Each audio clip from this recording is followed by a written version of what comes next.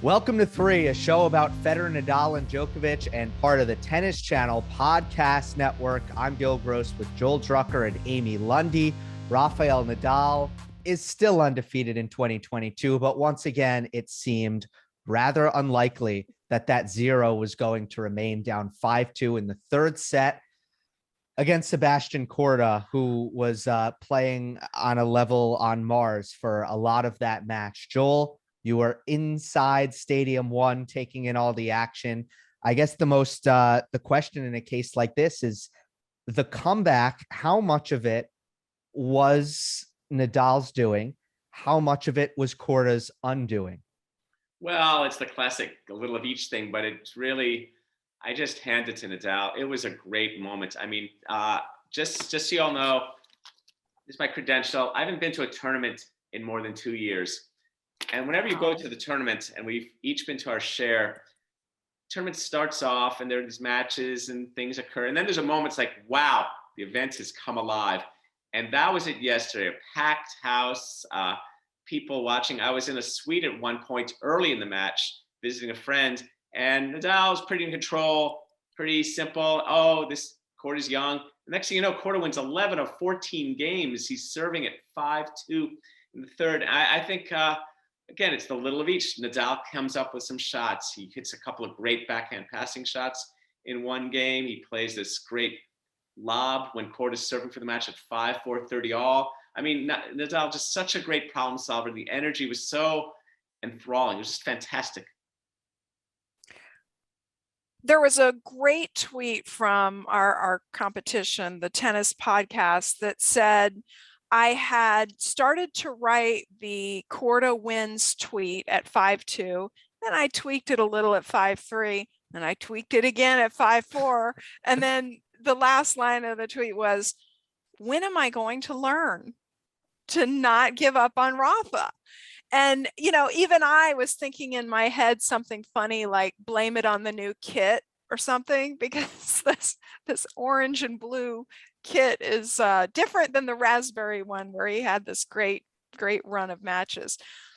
But I'll just go ahead and put out there that I am somewhat concerned about Rafa's foot, because visually I could see just a tiny bit of a limp, and Brad Gilbert also picked up on it on social media. And looking at the stats, I noticed a couple of different things, which we can get into in a minute once we get your take, Gill. I agree. The match was so good and there was so much to unpack that I feel like a lot, and rightly so, a lot of the energy has been thrown at figuring out what happened here and what to make of it. But in the background, I saw a couple of gestures with the foot that looked almost like he was trying to adjust his shoe, but in reality, that kind of thing is scary to see. And yeah, I mean, I did also think it was interesting that I don't think he was asked about it, right? Was he? Yeah. No, he was not asked about it. So, I mean, we'll have to see. But I don't know. He pulled out of Miami right before the match. Now, I thought that timing was interesting. I figure, why not, in case you, let's say, lose to Sebastian Korda, why pull out of Miami so quickly? I was surprised by that. I thought that he would just make sure he goes deep at Indian Wells and then pull out of Miami. Yeah, I was wondering that too. I thought that timing was a little strange, but on the other hand, I think he just, we were doubtful that he was going to play Miami. Right. So maybe he just decided, let me just get some closure on this no matter what.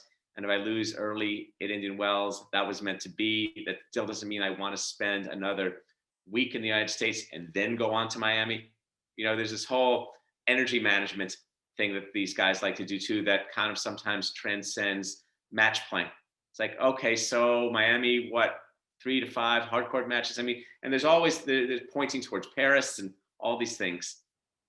I thought for sure that it had something to do with Novak's waiting until the last minute to pull out. I thought it was perhaps virtue signaling that the good boys pull out well in advance of the draw. But actually, now, having seen this match with Korda and understanding, what may be going on here, I think he wanted to pull the plug on any thought about Miami. And I'm a little concerned, actually. And do you want me to get into this now, Yeah, Gil? go. Yeah, let's I get mean, the big thing was the 8 double faults. I mean, back.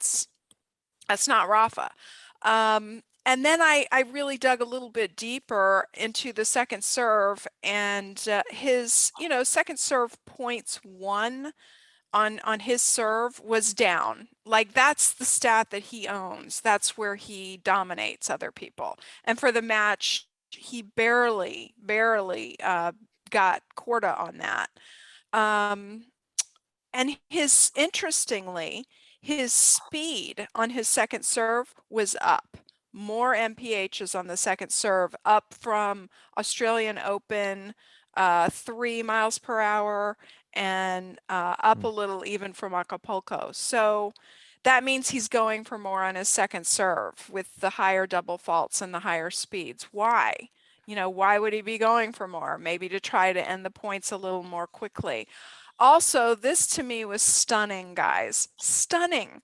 Rafael Nadal in a long 3-set match didn't hit any volleys, 0. And Korda hit 9. Rafa hit 11 passing shots to Korda's 0 passing shots. So one player was at the net frequently and the other one wasn't. And that's just strange for Nadal. Well, Korda had a good plan. I think as he marches on, I think he should come to net even more. I mean, he had some good ways of spreading out the court and attacking Nadal's backhand. Though it was so interesting then when he served for the match at 5-4, I saw him do that twice, and both times he gets past. I mean, it's just 3 really. Yeah. I include the lob, right? So 3 times. The lob at the great lob at Nadal. So good at some of the improv when he has to. That's so interesting. And I think to make a recreational or player's point, it has to do with how you broaden that skill set. And you see the things Nadal works on and tries, and even the years he's played doubles and all these little things that surface in these stages that you don't quite know when they're going to surface, but there they are. You got to play points. So let me hit on both of Amy's points that she raised. First, the double faults. It's something that needs to be tracked. And the last time we discussed it was after the Shapovalov match at the Australian Open, where I think he set a new career high in double faults. It was like 11 or 12. And I can see the double fault rate on Tennis Abstract. It was 7.5%. After being 6.8% against Mannarino. This was 8.2%. If you look at, for his career, his double fault rate, career high in 2020, new career high in 2021, on pace for another career high in double fault rate here. And I do think he's going for more on the second serve, but then you look at some of the moments and some of the matches that he's lost, and you see that he's hitting more double faults in these situations. Djokovic in the Roland Garros semifinal, he double faulted a couple too many times. When he lost to Rublev earlier on in clay court season in Monte Carlo, he double faulted at some horrible times, and it was a big problem there. Shapovalov this match, I think it would have been a big reason had he lost. So yeah, there are increasing number of double faults if you look at the big trend for Nadal. My thinking is that Nadal's a natural right-hander, learned to serve lefty, learned to play lefty. And of all the shots that are most affected by that transition, I think that would be the serve. I mean, I think in a way that our throwing motion is natural, the side we naturally throw with. And so all these years of having learned to become a lefty server, and you got to hand it to Nadal because his serve has helped him at times, though we know, I mean, there are a few break points in the ad court, and Korda missed a backhand return. I want to say, where do you think he was going to be serving? I mean, we know Nadal has moments where he doesn't serve there, but again, I think the strain of it, and maybe then the potential, the foot injury, the things that kind of infect him, the desire to play a shorter point, or just, I saw when Nadal got broken in the third set for the second time, it's like an energy drag, like a deceleration, the technique not really there. the way it is for Sure. someone who's naturally throwing, because it's a learned motion even after all these years. Yeah, Rafa, as we know, is a pinpoint server, so that does impact the foot. And that, that can put pressure. So that may be part of it. The just to say something in Rafa's favor, since he did win the match, I think he did figure out at some point in the second set to start going at Korda's forehand. Korda is a player that has this amazing power on both wings, but the backhand is crushing and it is consistent. So I noticed that he started serving to Korda's forehand a little bit more, maybe getting a few more easy errors. Yep. And Korda was missing some forehands in the third set. Completely and, agree. Forehands can break down, and returns in particular, Nadal get that jam serve. I mean, the backhand, the contemporary backhands of so many players are so good, so dialed in. I mean, Korda's got just a great backhand, and as his forehand becomes even better, I mean, you just see, I so impressive to see how well he played, and he spoke afterwards. I think he was simultaneously upset for having lost, but glad for what he learned. I mean, he's at a state. It's funny though, these guys, this reminds me, was it 8 years ago, Zverev, 6 years ago, Zverev beats Rafa at Indian Wells? 2018, I want to say. Oh, that recent? Yeah, because Zverev, it wouldn't have been, I don't think it would have been before then with Zverev's age. Well, it's so funny. But then I think back to 2009 at 2 a.m, Albandian was beating Nadal at Indian Wells. I mean, 10, 15 years of these Houdini escapes. Well, yes, and that's a good point, especially given how it happened, because, Amy, the net play thing with Nadal having 0 net approaches, there was he had some net points. He just didn't hit any volleys. He didn't hit any volleys. Okay. Shout out to Emphasis. They now, if you look on their website, they now keep track of individual shots, lobs, drop shots, that kind of thing. But let's see. I want to look. I have this up too. I want to see if he got to net in the third set. Because I mean, the larger point is it was all defense and neutral from Nadal. And after in the second set, he made a lot of errors. I thought the ball was flying on him, especially on his forehand. He completely dialed it back. Nadal was at the net 4 times in the third set, and he won all 4 points. Korda 9 for 13. There was very little aggression from Nadal throughout the third set, and he got the misses. I mean, if you took the majority of points from 5-2 forward, where Nadal forced the tiebreak and won the tiebreak, the vast majority of the points you would have charted as Korda errors. So, I mean, for me, it was Nadal making his opponent, who had been playing a very high risk, high octane style of tennis, which is the right way that he needs to play. And he kept playing that way, and just making him earn every single point, trusting that there's a good chance that he would get the errors, and he got them. Yeah, and Rafa won the short rallies, and to me that says Korda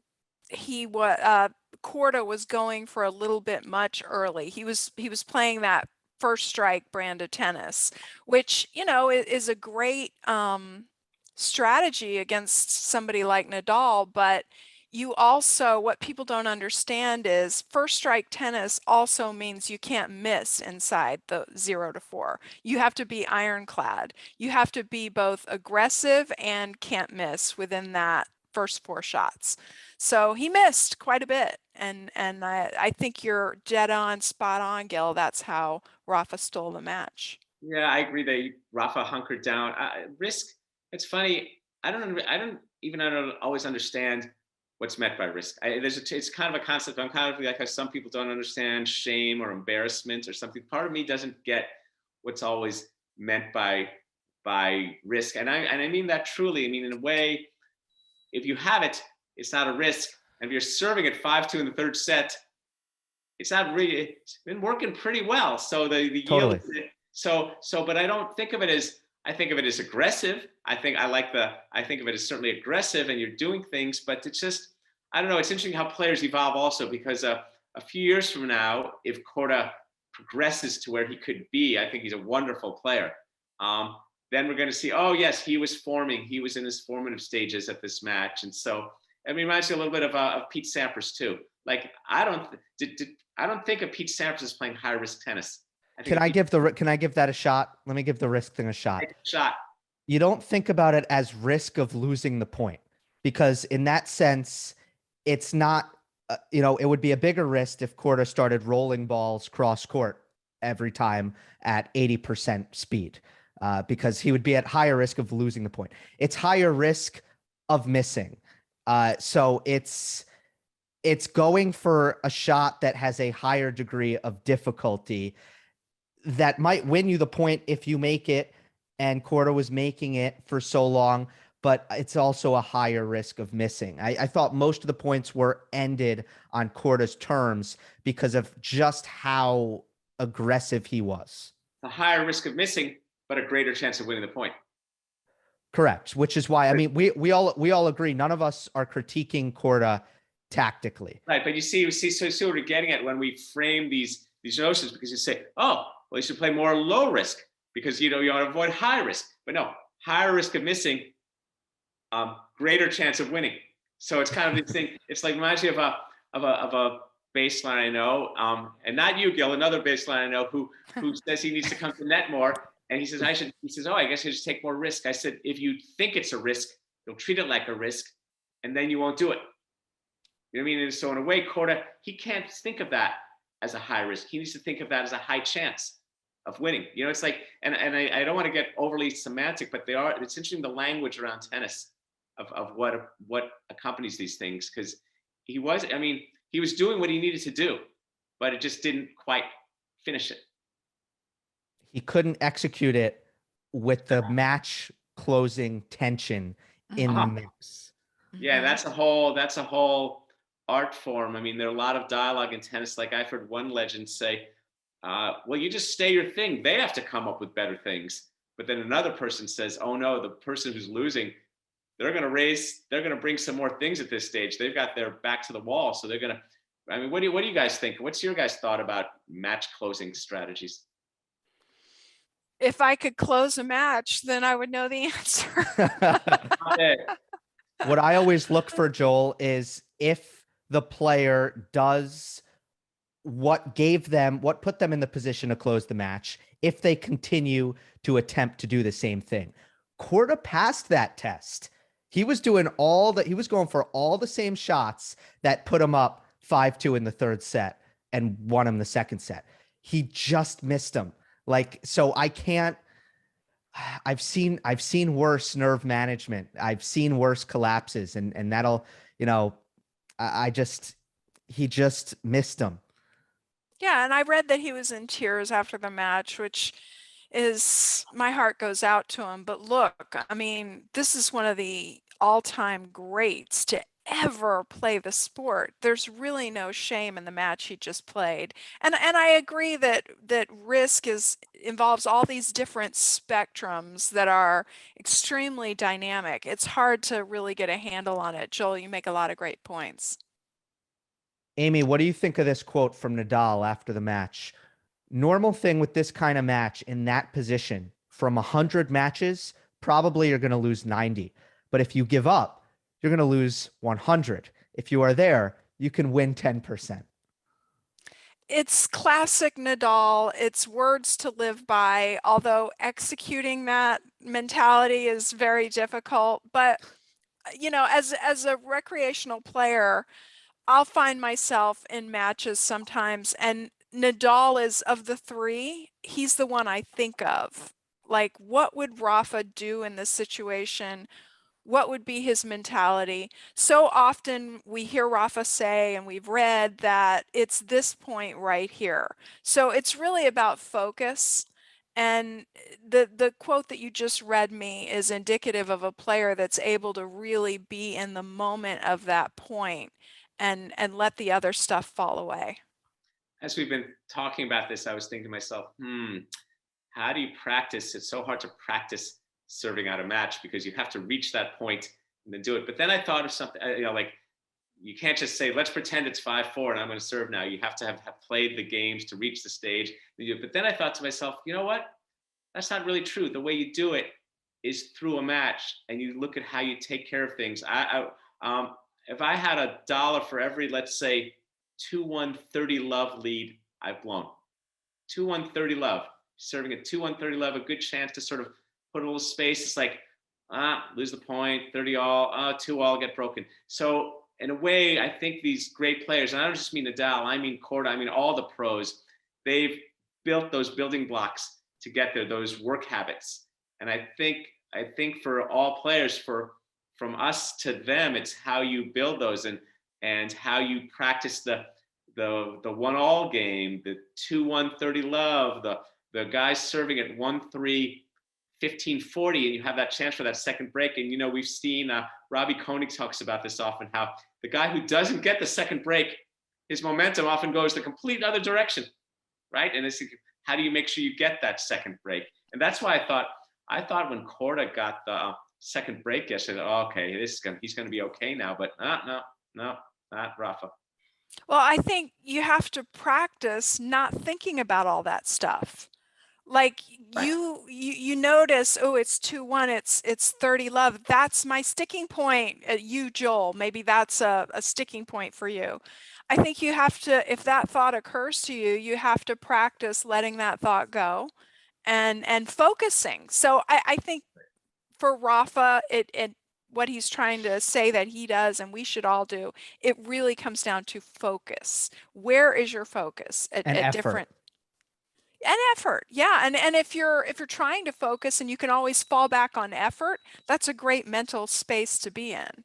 Well, you have your focus and your effort, but you also have your problem solving. It's like making good shot selection decisions. I think one of the things that makes pros so great, and you see it as the better ones, because we watch them at these late stages so much. I mean, I've watched a lot more Nadal than I've watched Korda or Berrettini or other players, and you see the smart decisions they make on big points.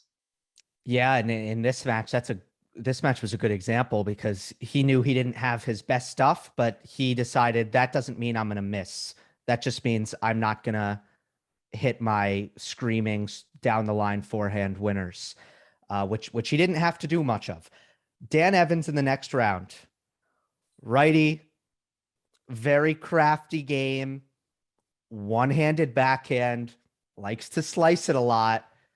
How do we feel about this matchup? If he's healthy, if Nadal is healthy, I think this is an easy one for him. I mean, to the backhand, to the backhand, to the backhand, always to the backhand. He'll have many opportunities to run around and hit the shot that he wants. But again, it's all precipitated on whether the foot is healthy. Mm-hmm. Agree about the foot, and if it is healthy, I think I'd say to Dan Evans, I knew Stan Wawrinka. Stan Wawrinka was a friend of mine. Let me tell you, Mr. Evans, you know Stan Wawrinka. That slice backhand, and Evans is a fine player. I think he'd actually fare better on a clay court than a slow hard court, because I don't know where he gets traction from the court. At least on the clay, there are different things the ball does and maneuver things around. Even though clay with Rafa is no picnic, we know that. But the slow hard court, then I really don't know where Evans, because now he's not going to get the bite. And there'll be, as usual with the Nadal match, there'll be many fine rallies. There'll be some moments where Evans will construct something, but I just.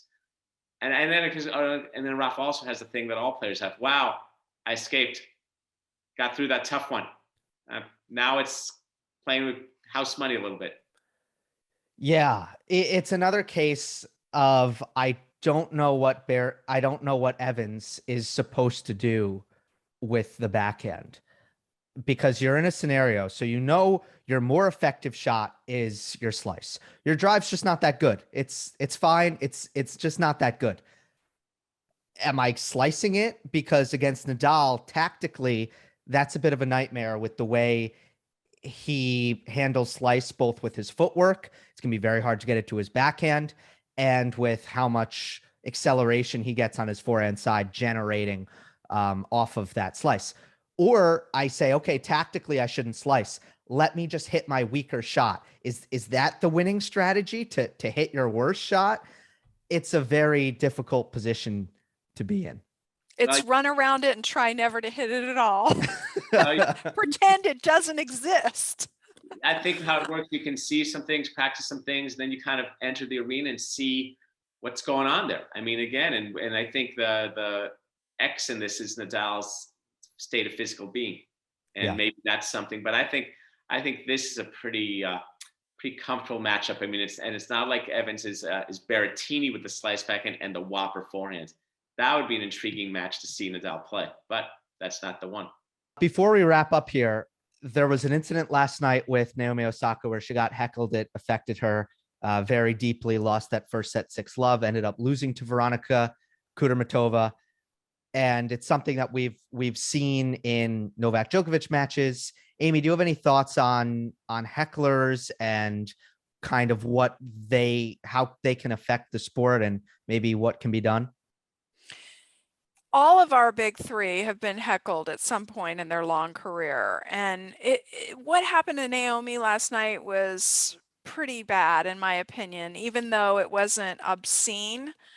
I give Naomi a ton of credit for insisting on the mic and raising her voice in the way she did and calling attention to past incidents involving Venus and Serena. I mean, just incredibly brave of her to do that. And, she's talked about the old press conference way of doing things. Maybe we should shake something up and do something a little bit differently. And I give her a ton of credit for actually doing that. I mean, she grabbed the mic, she insisted on it twice, and she said what she wanted to say. So good for her.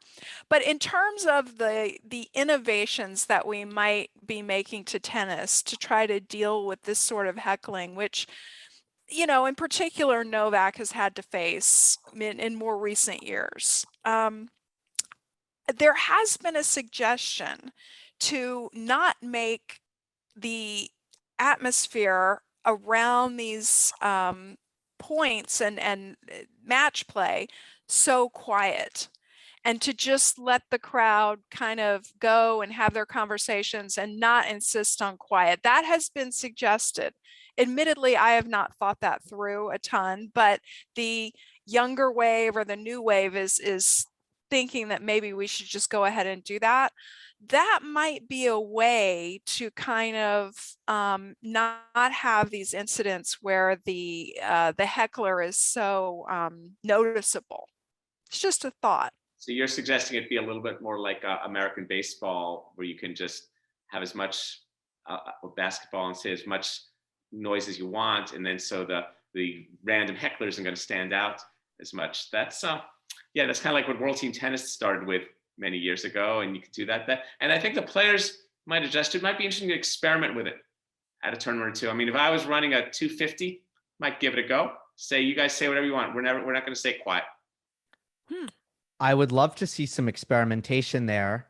Certainly, I've been sitting in right field at enough Yankee games to know that there can still be heckling when people raise their voices in cases like that. But I'm very intrigued with the different ways that we can perhaps change or alter the tennis viewing experience. One school of thought is that part ain't really broke. It's really the TV part that maybe needs to be bringing in more revenue, right? Versus the attendance part. But I love the US Open, how, when you're really in Arthur Ashe, you can kind of speak quietly to the person next to you because there's this buzz because everybody's doing it.